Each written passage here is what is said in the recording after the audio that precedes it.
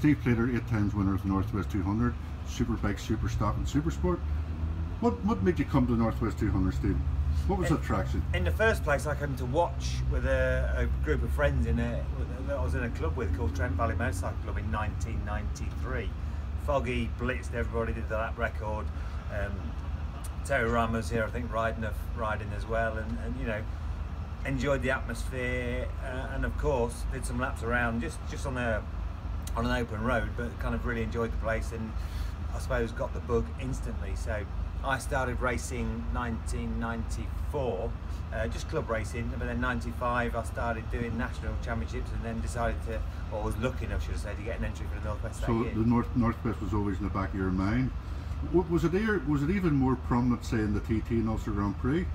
No, not in the slightest. I hadn't even been to the TT. You know, I wasn't even really a road racing fan, as in short circuit.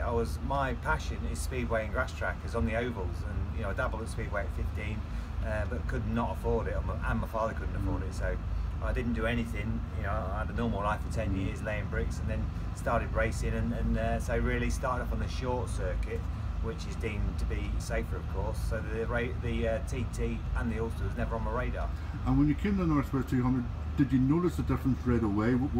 The racing technique, is it completely different to short circuits? Do you have to adapt to it, or do you just carry on as normal racing the way you do at Brands Hatch, whatever? Yeah, of course. You can see these boys here now, you know, young Mr. Seeley, Rutter, all the old boys as well, Rutter, the Dunlops, you know, Hutchie, they're all pushing so hard, you know.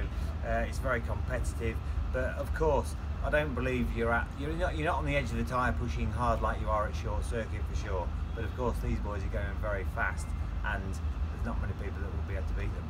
And what is the difference in the Northwest, the TT and Ulster Grand Prix for the likes of Alistair? Why would Alistair Seeley say not, or Glen Irwin, not compete in the TT? What is the main difference in the Northwest? Is it a safer track? Is it an easier track to learn? Or why do short circuit riders choose the Northwest only? Well, obviously, you know, Alistair's been British champion. He's been at the top of his game in the British Championship, on the Super Sport and the Super Stock. You know, he's won races on a superbike at BSB. He's obviously the record holder at the Northwest 200, so very successful. But you know, the TT is a time trial. The Ulster and Northwest 200, they are a mass start, and it's more his style to a certain degree. The TT is against the clock. Of course, you can catch other riders up, but generally it's against the clock. It's a long lap, 37.7 miles. It's a different discipline by far. And it's something for sure he would be fast at, but you've got to want to go 100%, otherwise you should never bother. And you know, he's decided, you know, he's a family man, of course. You know, he's got a lovely other half and child, so you've got to want to do it. And who knows, he may even change his mind yet. But at the moment, all things are happening from a British Championship still, and he's still one of the class leaders here. Yeah. You're a rider, the Northwest Rider Safety Liaison Officer, especially with newcomers. When you came here as a newcomer, did you have any help? Did you have any way of learning the track, or what way did you find it at first, or what way did? No, pretty much it was. We had a briefing with, at the time, was Roger Marshall, a big name from the past here, of course, and a great fella.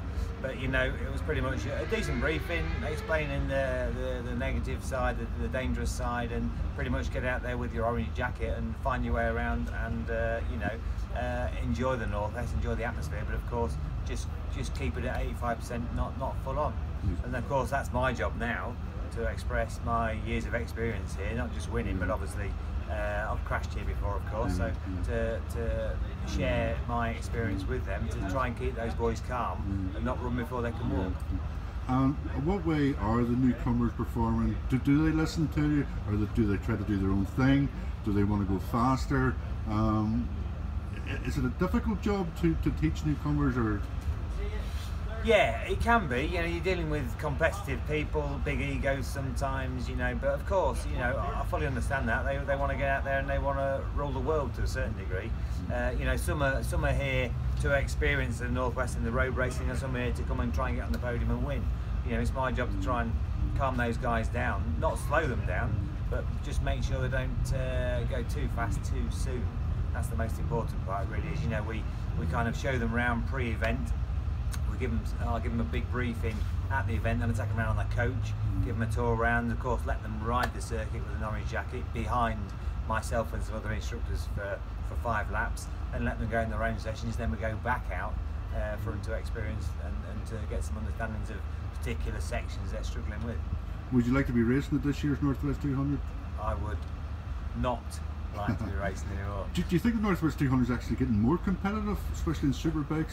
No, I don't believe it's, some of the best racing races I've been involved in was late 90s, 98, 99 time on Super Sport, with so many massive road racing names, all your Scottish boys back then, the Irish boys, obviously the older Dunlop generation, and a lot of BSB guys, obviously that Nutter McCallum, an awful lot of spectacular and fast riders. So I don't believe it's any more competitive now, really. I think it's just as good as it was back then. Of course, the bikes are better and faster. Yeah, but we do have a real super entry. People have Michael Dunlop, Aidan Hutchison, Michael Rudder, with Glenn Irvin, with William Dunlop, we've got Hickman, we've got so many. Wow, what a race it's going to be on Saturday. It's going to be a great day. Obviously we're all hoping the weather's going to be good, the same as today, some beautiful sunshine, but of course, we want a safe day. We want a little bit of argy-bargy, plenty of passing, plenty of spectacular racing on screen that's going to be live on BBC as well. So hopefully the boys will be having a scrap and we might get a few surprises on the podium. And if you're a betting man, who would your money be on? First of all, I'm not a betting man, I'm too tight. Secondly, to answer that question, I always say to people, right, if you've got your last 500 quid and you've got to bet on one person and you've got to pay the mortgage for the next 12 months, who would it be? Michael Dunlop, Glenn Irvin, Peter Hickman, Ian Hutchison, I don't know. You missed the record holder, Seeley. Oh, Halister Seeley, of course, yeah, he is the man. No, it could be one of 5, it really could. Yeah. And that's the most exciting thing about the Northwest now. Yeah. And as a newcomer, once the race is over, does he come back home? Will he reflect on his racing and prepare even better for the following year? Is that the way it works? That's obviously the plan. As long as they enjoy the event, which I know they will, and enjoy the riding. It's about, I say to them, it's not about being on the podium this year, because the depth of field is so strong anyway. It's about coming, you're on a little apprenticeship, learning, not trying to go too fast, chipping away, going faster and faster, and come back next year or the year after and push hard and try and get yourself a podium or a decent result. Okay then, Steve, and you enjoy your Ulster Fry in the morning. Thank you.